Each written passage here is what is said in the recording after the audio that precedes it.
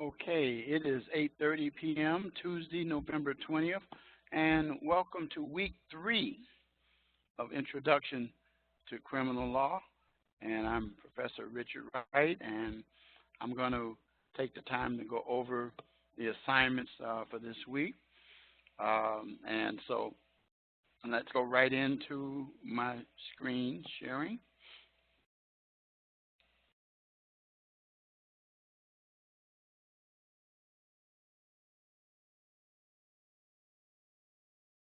You can see the information, structure information.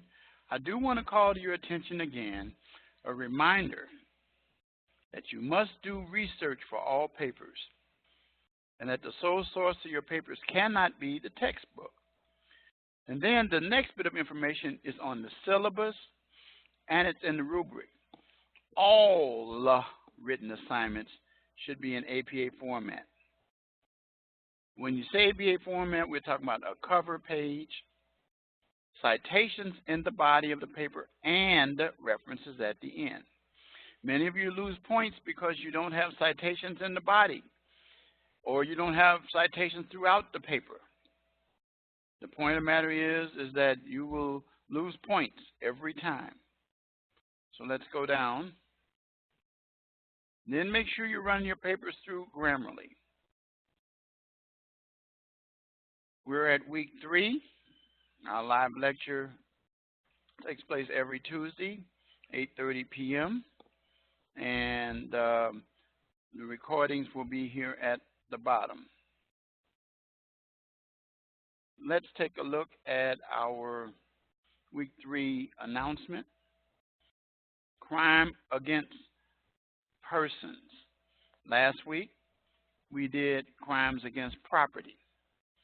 And so you were to read chapters 4, 5, and 6 of A Brief Introduction to Criminal Law and complete the activities dealing with what homicide is, what battery is, domestic violence, sexual assault crimes, and then you can, for practice, use the key terms and special circumstances relating to homicide classifications and your practice quiz.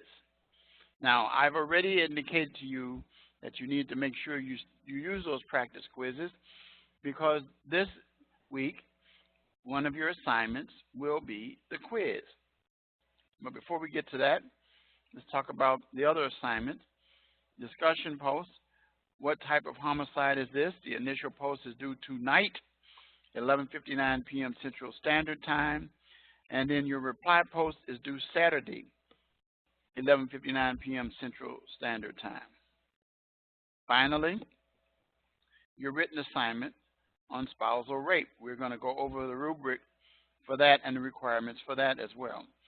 And then the quiz that I referred to earlier, which is time. Now, I would recommend taking this practice quiz and go back and look at the practice quizzes from weeks 1 and 2 before you do the quiz, because this quiz is equal to a midterm, because it really is. Then you're going to have your next one not until week 6, which will cover weeks 4, 5, and 6. But that's what I recommend. That's how you study for this particular quiz and get your maximum grade that you can. Okay? And then you know what my motto, adversity is the springboard to success, is all about. Let's look at the course calendar quickly.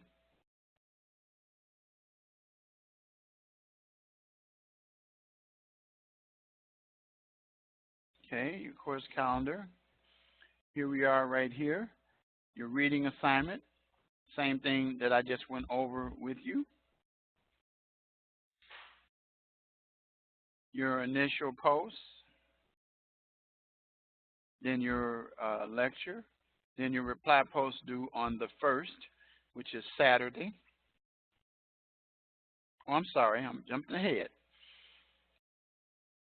Your initial post is due here. Your reading, rather, assignment. Jumped ahead. Your initial post, your lecture, and then your reply post is due the 24th. Then your quiz which is timed. It's a timed quiz. Then your written assignment. And then your live lecture, of course, is also due on that day for the keyword that I'm going to give you today. Okay? You can always look at your course calendar. I will say this is the halfway point that we are. Next week we start the second half. I will also say to you that those of you who have not submitted weeks 1, 2, and 3 by the end of this week, don't ask me in week 4, can you submit weeks 1, 2, or 3. I'm telling you already that I'm not going to allow it unless I've made previous arrangements with you. But the point of the matter is that you're not going to be able to go back. You'll get zeros from there because this is halfway through the course. All right? So now let's close down this course calendar.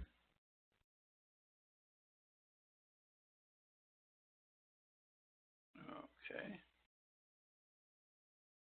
So now let's get right to the lecture of the week. Again, going back over the assignments, discussion post, your written assignment. Now, this is 2 parts. It warns you. Each part you get different points for. And then part 2, you will not get all of the grades unless you do. If you need assistance, you have the guide in this course that helps you in this criminal law course. And it tells you about your assignments, gives you an online library. It helps you with APA, tutoring, and writing as well. Make sure you have run your papers through Grammarly. So now let's take a look at the rubric so we can get clarification about what I'm talking about. See when it's due. It's due Sunday.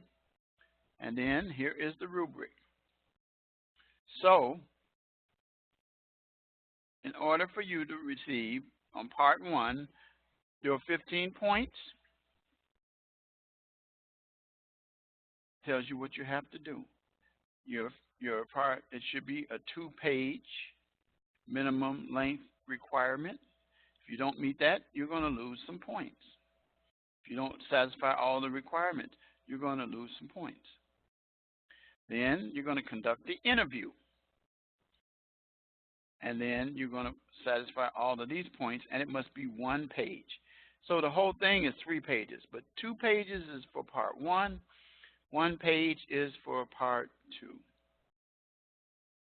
And then you should have citations and references, and you should make sure that you have paragraphs and that your grammar, and you looked at the Grammarly.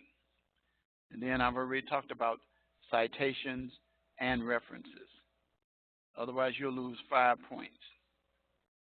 So let's say you could do a good job, 30 points, and then you don't satisfy these requirements in terms of how it's written,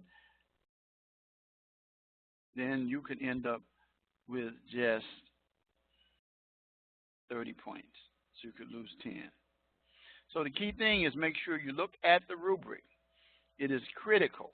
Don't just rush through and do the assignment. But it tells you in here. It says a short paper addressing the issues about the scenario. To complete this part, a minimum of 2 pages, not counting the reference page or the cover sheet. And then this one, address the following in a minimum of 1 page. Okay? And you're going to deal with these issues. Okay. Now, I'm going to be more dogmatic for the citations and references in part 1. But you can also put in there references and citations in part 2. All right? Very important. Any questions, feel free to reach out to me. Okay, and then the thing that I would recommend that you do Sunday, after you've gone through and studied, is the quiz. It's for 30 minutes. You'll be given a 5-minute, a 1-minute, and 30-second warning. Once you start this, you should have all your materials away because academic misconduct policy applies. Now you want to get the best possible grade for this one. Again, it's due Sunday. Sunday. You will lose points if it's not in Sunday, even if you get them all right. Then your live lecture course is also due then. So that's the assignments for the week. Again, if you have any questions, don't hesitate to reach out to me, and you know my rule about that. So we're going to talk about, again, your reading assignment. We're going to talk about these issues, these 4 right here: homicide, battery, domestic violence, and sexual assault crimes. We want to make sure that you are aware of these, okay? Then I repeat to you, for practice, you're going to go over these things. I'm not going to go over them, but I'm going to, at the end, kind of show you. So now, what is homicide? Homicide is very simply killing another person. That's the short answer, as it says here. And there could be lawful or either unlawful. For example, it talks about when the police officer uses deadly force to prevent bodily harm or death to themselves or others. This is justifiable. Or in some instances, some people might call it self-defense, but it's really referred to as justifiable homicide. That means that the law allows that law enforcement officer to protect themselves from great bodily harm or death by using the force. Now, the force that is necessary from a law enforcement officer's perspective must be the force that is adequate under the circumstances. For example, if a person raises their hands at a law enforcement officer, it would be improper for that law enforcement officer to take out a gun to shoot them. And, you know, that would be excessive. And remember, the standard is to prevent great bodily harm or death to themselves or others. If the person has a weapon in that hand, then that depends on what the weapon is, and so whether or not it's lawful or justifiable. So it talks about when a person intentionally upset person kills a girlfriend because they believe he's cheating, it's unlawful and is referred to as murder, but that's because it was intentionally. There's what we call malice and aforethought, okay, that's involved in murder as a matter of fact. So the key thing is that mens rea, the state of mind, is focused on what that individual is doing. So just different degrees of murder, but just depends on jurisdictions. Now, for example, it talks about first-degree murder, apart from other degrees of murder, when there's premeditation. You know, as I said, there's planning. You sat down and intended. You gave it some thought, and then you killed the person. That would be considered as first-degree murder.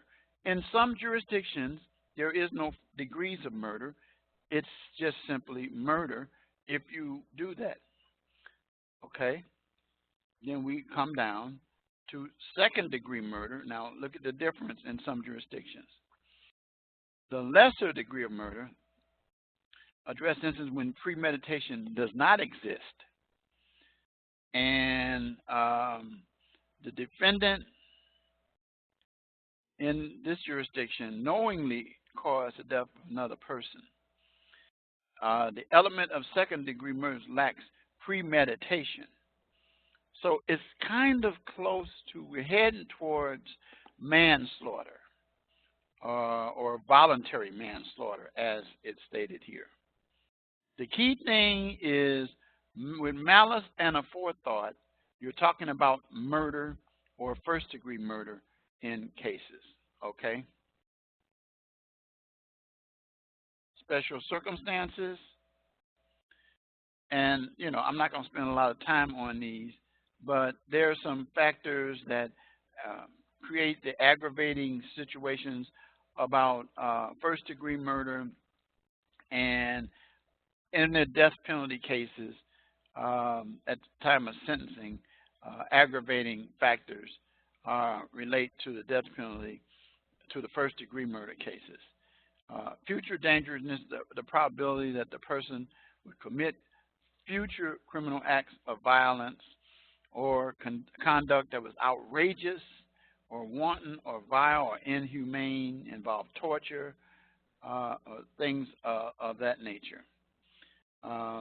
In neither of the aggravating circumstances in Virginia, first-degree homicide cases, then defendant is sentenced to life in prison, not death. So I'm not going to spend a lot of time dealing with that. The thing that you need to be aware of most of all is that murder involves premeditation. You plan it. You've given some thought to it. Okay, that's the most simplest way to look at it. So then we get into involuntary manslaughter. Now, look at what we talk about here. In some instances, a person kills a person. There's no premeditation or malice, which is a forethought or evil intent. They didn't intend, but some actions that they did recklessly caused the death. This is almost like accidental murder, but it's not. It's called involuntary manslaughter.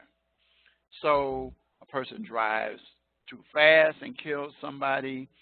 A person who, for example, might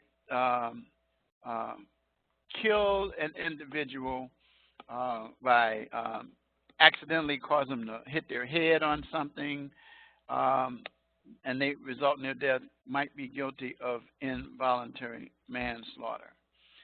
They talk about which degree. There are various degrees. Then there's voluntary and involuntary. We already talked about voluntary kind of as second-degree murder. But involuntary, for example, comes about when a person puts himself in a position almost like a tort, where they did something negligently and caused the death of an individual. Let's look at this one right here. It says it's 11:30 p.m. on a clear but cold January day. The streets are dry, and this person who's intoxicated, right there, there's a problem. Operating under the influence with a 25 mph speed limit. Okay? Person seated next to him is also intoxicated. This person decides to impress that person and go up to speeds of 80. Drives through a stop sign, collides with another vehicle, and a middle-aged couple are killed instantly. Did Jim demonstrate utter disregard for human life? Yes, he did, because he drove in a situation like that. So it depends on, it's still involuntary manslaughter, but there's involuntary manslaughter, first degree and various degrees. Then they talk about this one-punch homicide, involuntary manslaughter. In battery cases, if one punch has resulted in a person dying, maybe they hit their head or maybe they had a concussion based on the punch, and so as a result, that person could be guilty of involuntary. So those are some of the degrees in terms of us dealing with manslaughter and murder. So you got the difference. The key thing to remember between murder and manslaughter is malice and aforethought planning. Okay? Now, let's talk about battery. Now, battery can be a misdemeanor in many cases. And simple battery is a misdemeanor. Aggravated battery is a felony, because now what you've done is you've taken a very simple misdemeanor, where one intends to batter and causes a minor injury. But substantial battery is aggravated assault or murder, or aggravated battery where a person dies involves using a weapon, such as if you shoot a person and they die, they could be guilty of murder and aggravated battery in our jurisdiction here, which is classified as a Class X felony.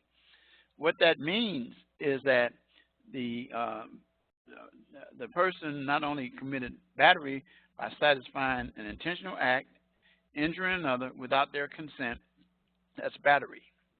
But it can also be referred to as assault in some jurisdictions.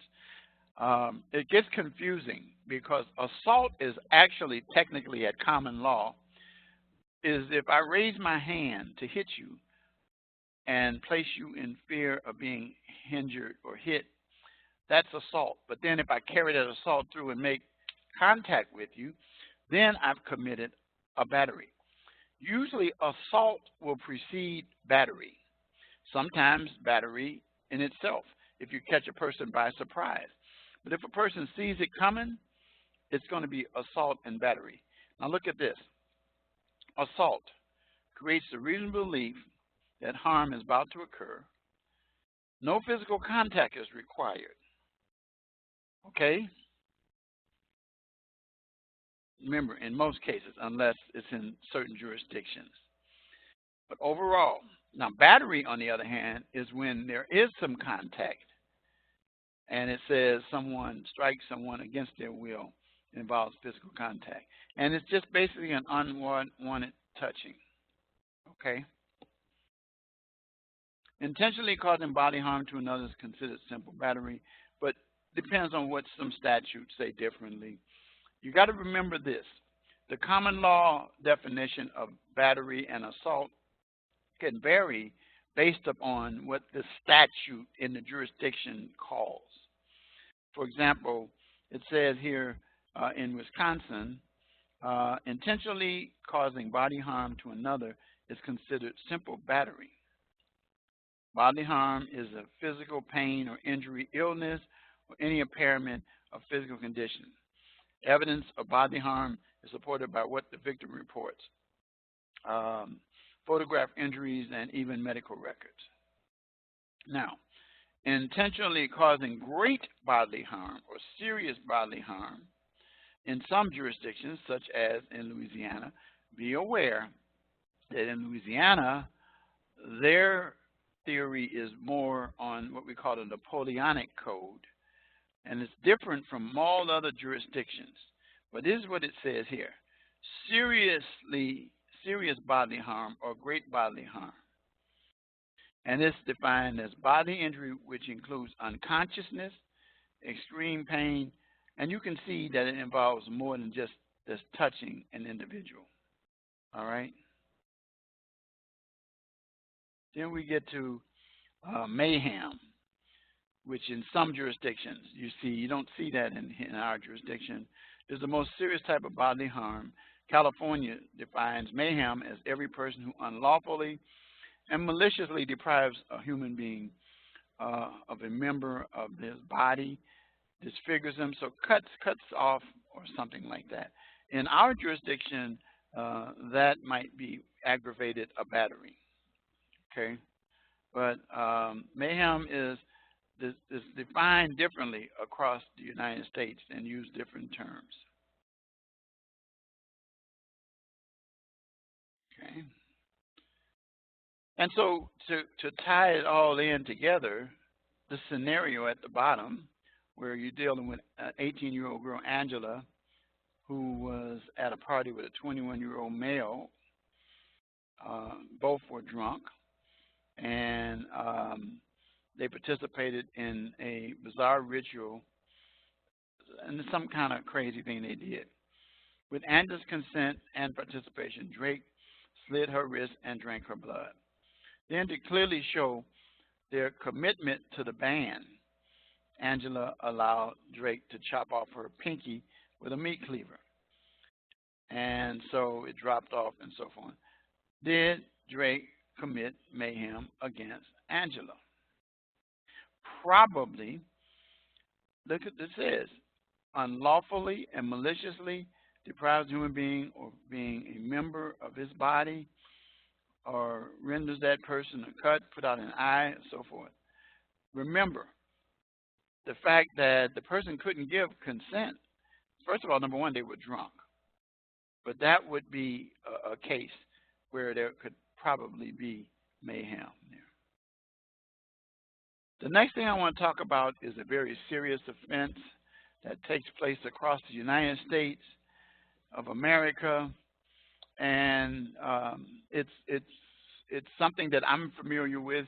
You heard my story about what happened with my parents.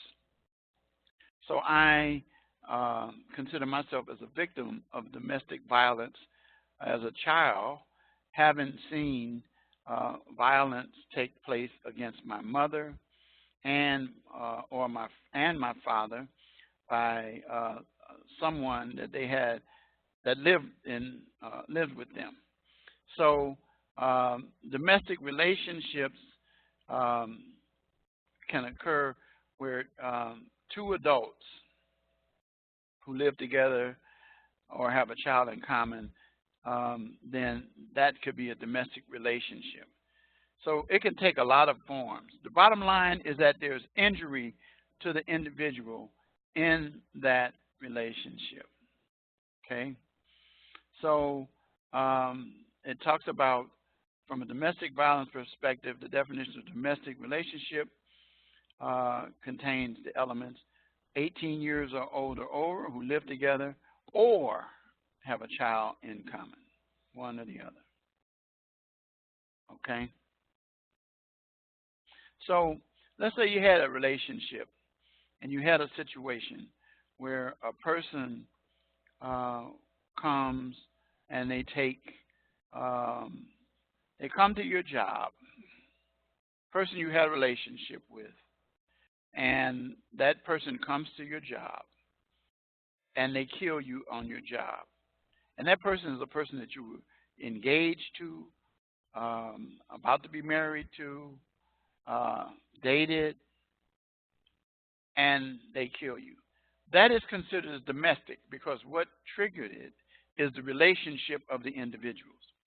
Yesterday here in Chicago, and it's been reported on the news all over, about a guy who came to a hospital in Chicago, Mercy Hospital, and his ex-fiancée, he confronted her and asked her for the ring from the relationship that had been broken off. Well, long story short is that the individual said she didn't have the ring, and he took out a gun and shot her multiple times and resulted in her death. And so in these situations like this, it's brought about because of the relationship. So that was domestic violence right there. That's an example of domestic violence. Again, as I told you, what happened with my parents was definitely an example. Now, there are rules in most jurisdictions now with domestic violence because there are statutes in most jurisdictions that mandate that law enforcement officers take a person out for some period of time, usually a day or two, and they call it, in this instance here, the cooling off period, or a typically 72-hour no contact prohibition, where the person is to cool off and allows the suspect to emotionally gather or calm down and it reduces, not eliminates, uh, the um, the individual's chances of committing a crime. Then there are also orders of protection that are issued, and those orders of protection are really court orders given to keep people away from each other, not to have contact, communication, and so forth. Um, but in addition to the no contact provision, um, offenders convicted of domestic violence also face a lifetime ban from possessing a firearm unless the conviction is pardoned. Now, that's unfortunate in situations where an individual has found themselves in a domestic violence case. Now, it's been discovered that the young man who killed his ex-fiancee, who was a doctor at the hospital here in Chicago on yesterday, in his previous marriage had some issues, and I think there were domestic violence complaints or complaints to the police about her husband, and unfortunately, this individual was allowed to possess a firearm, and you see what the result is. So, it's very serious. It's a very serious issue. And then it talks about, unfortunately, domestic violence among police officer relationships happens, and it says in a couple of studies at least 40% of police officers experience domestic violence. Since carrying a firearm is a necessity of the job, then police officers convicted of domestic violence are often terminated from their employment as well. So anyway, you can study and look at more of this. There is a course that we teach here at the college on domestic violence, but the key thing is that individuals are caught in a situation that's based on power, where that individual will exercise some physical control over another or do bodily harm. I can tell you that there were many instances in my life where my mother was beaten, but she was the one who went back and got the man, and finally it got out of hand and he ended up killing her.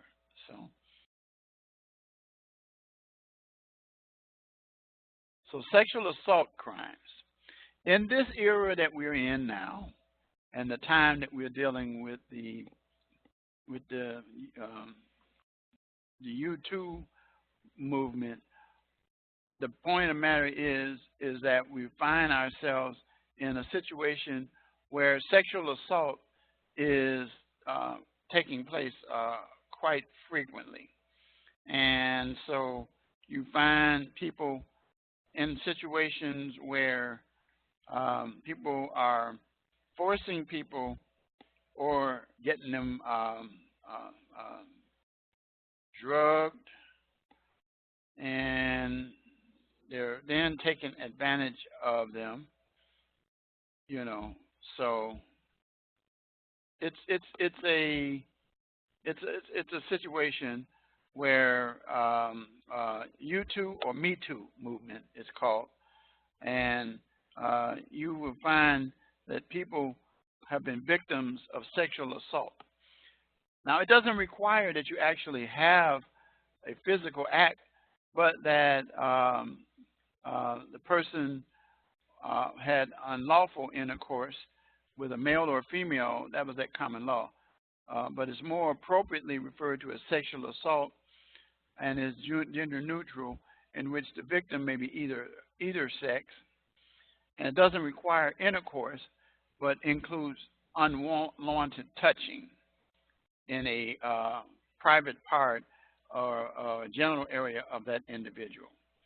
And they are very sensitive crimes, and there are people who are sexually assaulted as minors who come forward years later because it's an embarrassing crime. You probably are familiar with the fact that many people have come who were sexually assaulted by teachers, by priests, and some nuns, but primarily priests in the Catholic church, in the Catholic school, by ministers in church, and have been subjected to sexual assault and would file charges.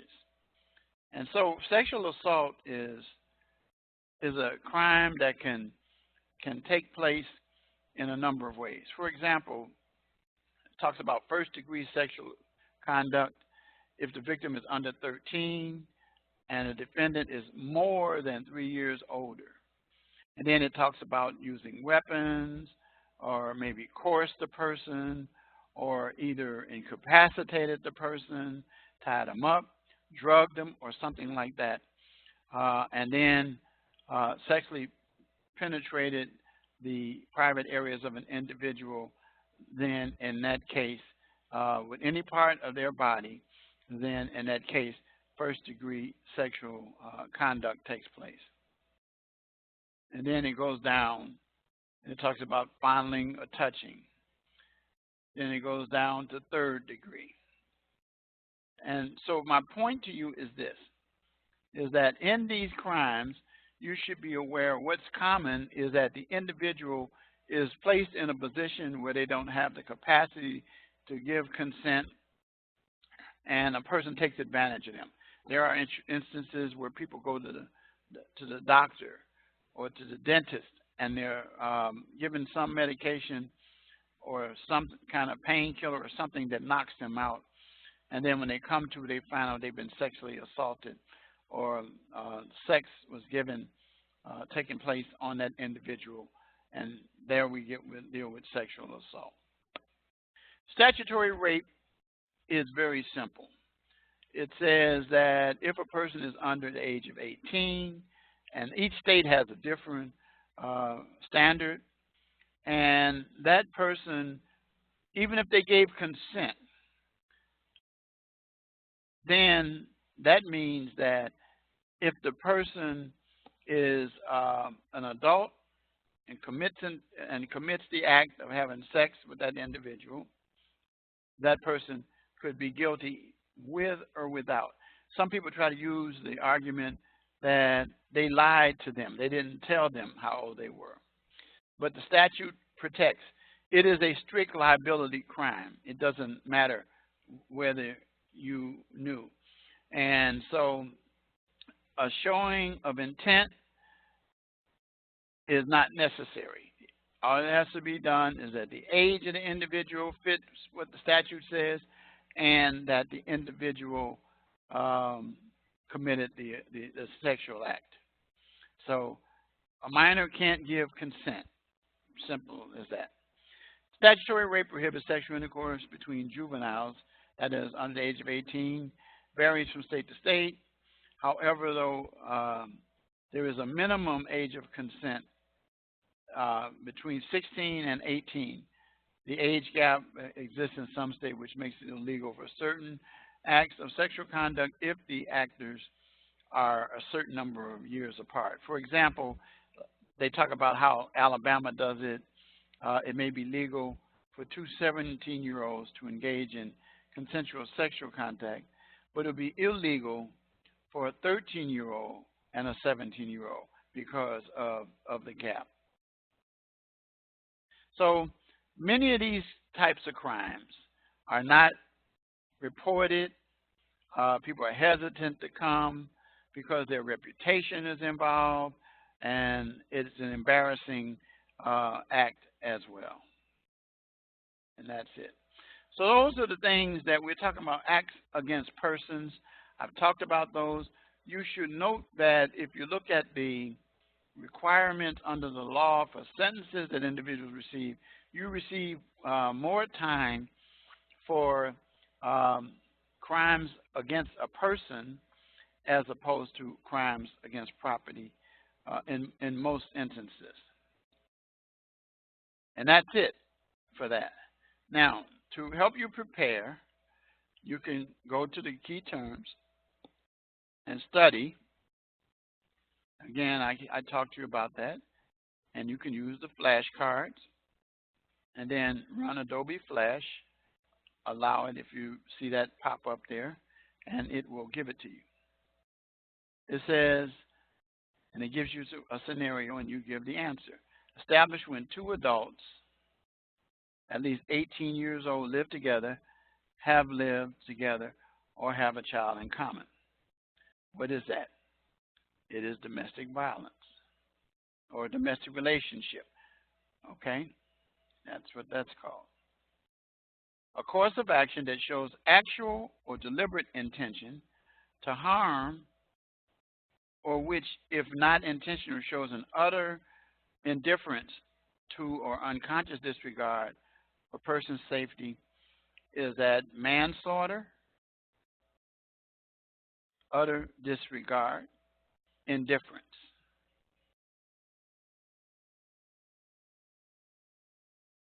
A cause of action that shows an utter indifference. So it boils down to manslaughter, but the intentional touching or fondling of the victim's intimate parts by any part of the body. And you flip that over and you see sexual contact. The intentional causing of death of one person by another when a homicide is done without any prior intent, but occurs in the heat of passion, similar to adequate provocation, and that's voluntary manslaughter. Okay, and then you go down. So you could go down and you can look at each of these, and they will help you to study. Again, before you take the test, do that as well to help you. Then we get to practice for special circumstances. Again, you can take a look at these, and they'll give you a fact pattern. You can go to this activity. Jane and Phil have been married for 10 years and have 2 children together. Jane also has a drinking problem. Jane came home drunk and argued with Phil. Phil threatened to leave Jane and take the children if she didn't get help. Enraged, Jane shot Phil and fled the house with their children. Which of the special circumstances? Future dangerousness, adequate provocation, violence, or coercion? Let's try adequate provocation and see what it says. Correct. That's right, because adequate provocation would likely be the claim in this case because she was so upset at the time. Mary and John have been married for 15 years. Mary discovers that John has been having an affair. They both argue and sleep in separate beds that night. In the middle of the night, still very upset, Mary stabs John once with a knife while he's asleep. John survives, and Mary tells police she couldn't control herself. Which of the following circumstances would like to be claimed in this case? She's going to probably say adequate provocation. See, in the heat of passion, she did it. So those are what they call special circumstances. So you go through each of those and do that.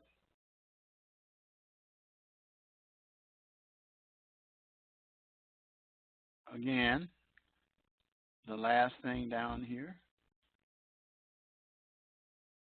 or 2 more, is homicide classifications. So you can review what we've talked about in this lecture regarding homicide, and you can start this activity. Frank has a long-standing hatred for Kim. Frank purchased a handgun and hid behind the bushes outside Kim's apartment.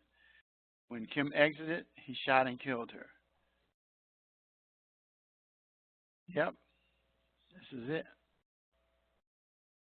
Yep, because he planned it, laid out.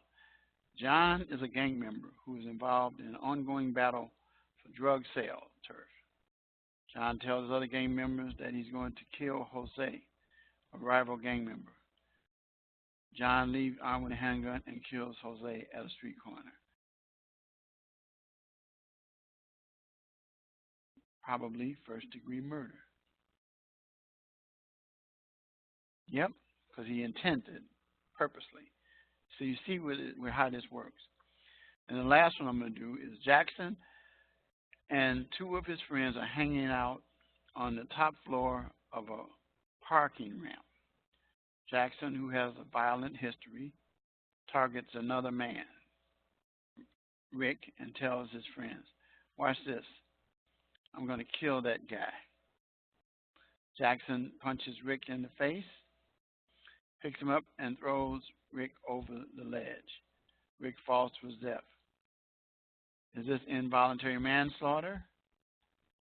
I would call it murder because of what he said, but let's see what they say.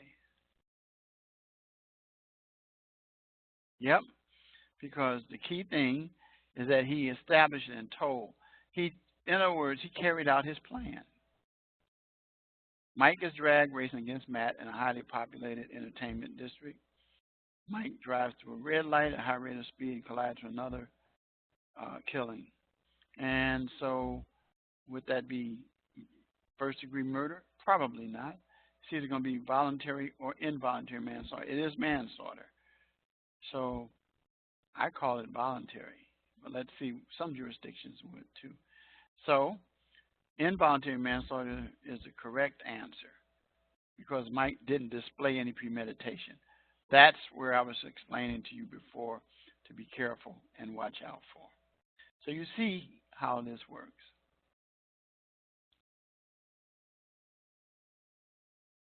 And that's how you're going to see it in the quiz, by the way. And then the last thing is, of course, these sample questions. All important. Practice quiz. I've already told you. Don't skip it. We say in here, this is a practice test. And you should know, don't skip practice tests. The intent to cause death with premeditation considered what type of murder?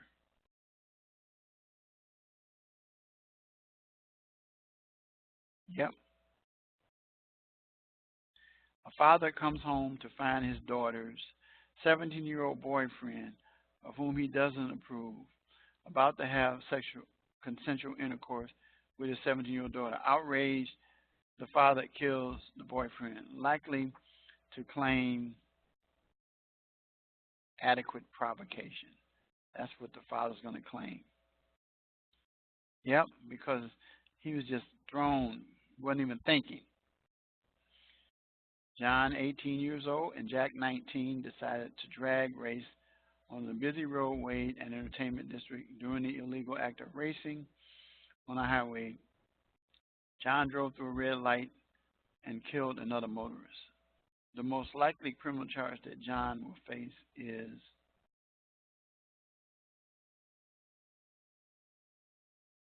involuntary manslaughter or second-degree murder. Depends on jurisdiction, I would say. Involuntary manslaughter, because there was no premeditation. Premeditation is the big thing that they watch for. And then the final one I'm going to do is Jim intentionally punches Mike in the face during a bar fight. Mike sustains a minor injury underneath his right eye, which doesn't require medical treatment. What charge would you recommend for Jim? Probably simple battery, not mayhem. Yep, because of the minor injury. Okay, so that's how things work here. All right. So let's go back to the class. And I am going to need to give you a keyword.